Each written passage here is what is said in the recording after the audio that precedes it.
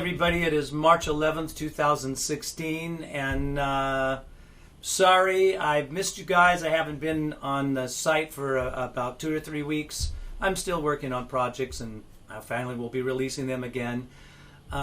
Just been doing a whole lot of concerts.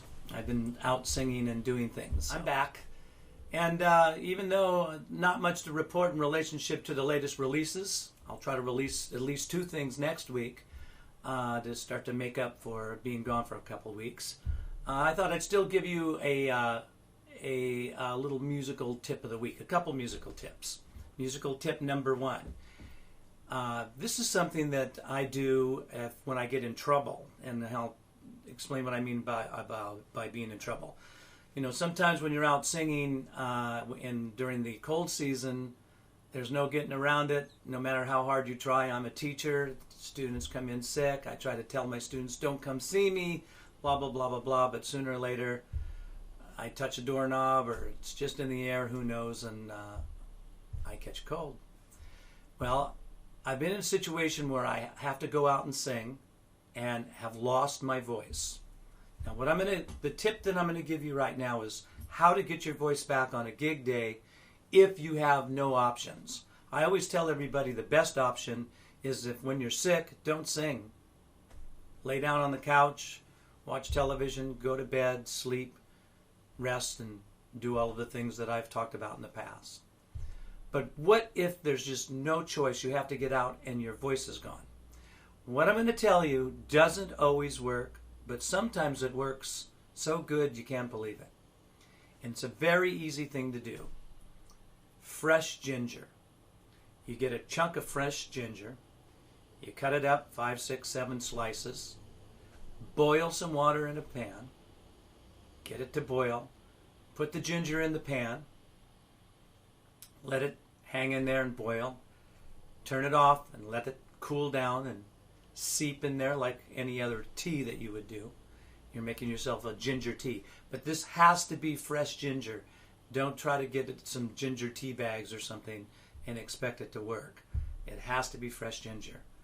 And so you get this fresh ginger, and you've made this little tea, pour it in the cup, and you drink it. Sometimes and that could be 4 hours before the gig. Sometimes it will really help restore your voice. At least get you through the gig. So that's my little emergency tip, fresh ginger, and you'd be surprised how well it works. Does it always work? Nah, not always, but sometimes amazing how well it does work. So that's your health musical tip. If you have to get out and sing, if you want to restore your voice, it's something that you can try. Musical tip number 2. Sometimes students tell me, you know, when I'm singing a phrase or trying to hold a note for a while, I run out of breath. I can't hold a note long enough. I can't sing the whole exercise. Sometimes when I'm working with students singing chromatic exercises, for example, I like to have them sing all the notes like this, all in one breath, and some students would have a problem doing that. So what can you do to improve that? First of all, understand that maybe the problem is that you're letting too much air out too fast, because the way air works is you have to let it out very slowly as you're vocalizing. It doesn't take a lot of air to sing a good phrase. In fact, too much air goes in the opposite direction. You won't do as well. But here's a couple little exercises. Exercise number 1 is just to take a hissing sound, like so. We just take a breath and go and practice just going, the resistance of going sss. And when you do that, you should have good posture. You should be standing, or if you're sitting, keep the spine, everything up, chest is raised, low breath, let the air come in, come up into the chest, but start from the bottom to the top, not from the top to the bottom. Take that breath and go again.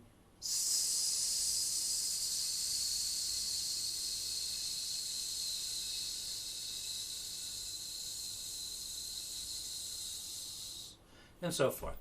Also, keep the abdomen extended, and as you start to feel like you are going to run out of air, you can get another 4, 3 or 4 seconds if you just relax it and let it actually come in.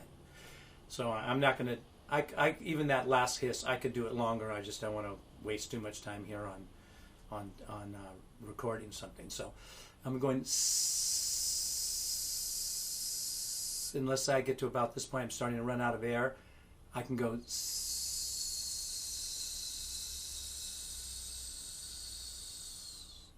and again, that'll give you another 3 or 4 seconds. That's a little trick for long phrases. Now, the thing about that hiss, and many teachers use that, and the problem with that, if there is one, is that that's not really where the air resistance truly is. It's not at this point in your tongue, but actually here.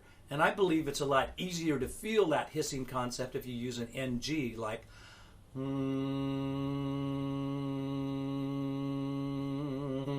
now that's coming completely out of my nose, and I can feel more, and I'm producing a tone. I can feel more of where the resistance is, but the air will still come out very slow if you use an NG sound. So the same idea.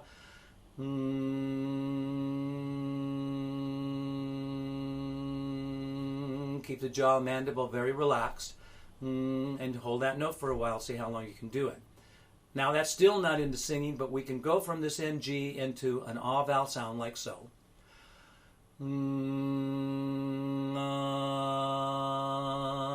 Now notice when I did that, my tongue was up on the NG, and my tongue came down, but I'm still in the same placement and sort of releasing the air in the same way.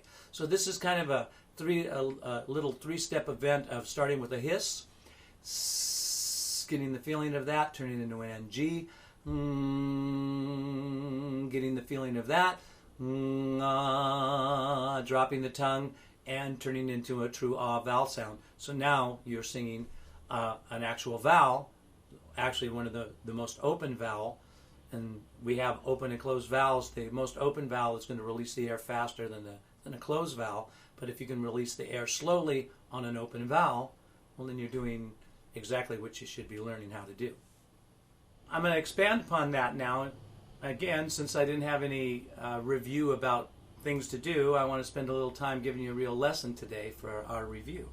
So another extension of that same exercise is to use a metronome. Right now I have it at 120, which is pretty fast. I think I'll slow it down. I'll slow it down to 96. There. And now what I'm going to do is I'm going to take a breath for four counts, hold a breath for 4 counts, and then hiss for like 1, 2, 3, 4, 4 measures, something like that. So something on the lines of this. Starting now.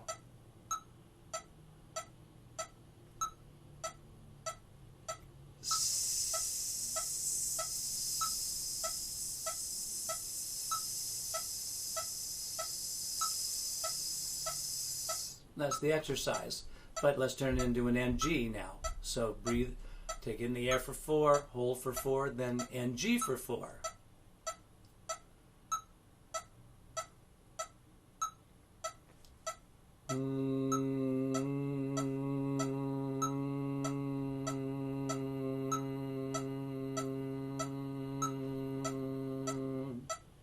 Same idea.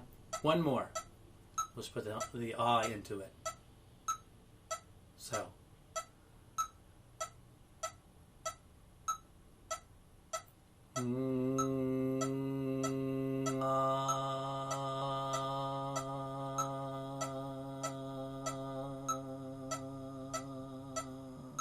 Just easy, working on that, bringing the air through, getting rhythmical about it.